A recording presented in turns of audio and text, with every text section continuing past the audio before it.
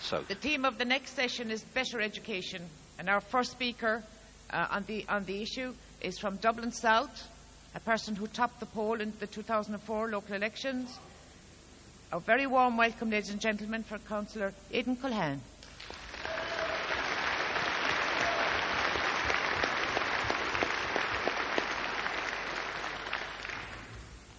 Delegates, I want to use my few minutes to talk about special educational needs.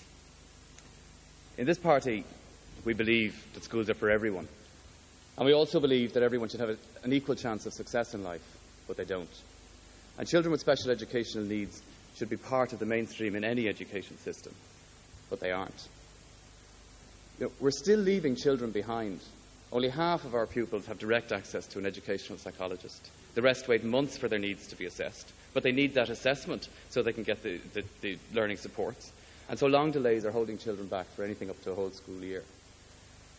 I have a long list of figures and statistics here, but the long and the short of it is that it's frightening how often people raise this issue with me, and it's frightening to see the despair of parents who can't get the treatment for children with conditions like dyspraxia and ADHD. We often talk about the health service and the health system and all the things that are wrong with them. But for the parents of children with special needs in education, it's not just a system or a service. It's their child. It's their child who's being held back. It's their child who's being denied an opportunity to succeed. They know that their child's condition can be resolved almost exclusively and completely with the proper treatment. And they know the best chance of success is early intervention, but they're told they have to wait months to even get an assessment.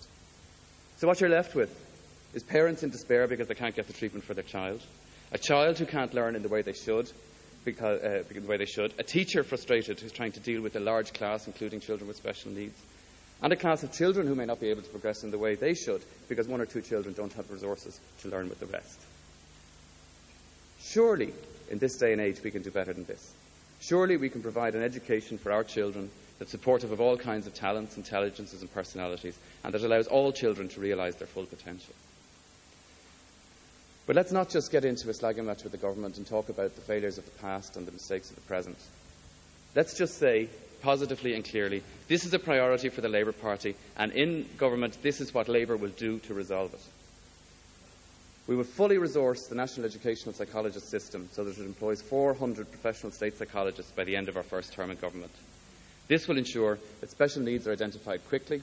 It will also mean that every school in the country will have access to a psychologist who can work with teachers, parents and learning support staff to create an environment that's supportive of children with special needs and which does not isolate them from their classmates. At the moment, only 127 educational psychologists are employed by the state to serve 800,000 pupils. Thousands of learning support staff have been added to the payroll in recent years, but without a corresponding increase in either special needs training or professional educational psychologists to support their work. Under Labour delegates, we can provide the best education system that our children and all our children deserve. We have the solutions. We can be positive. Let's go out there and make that message clear. Thank you very much.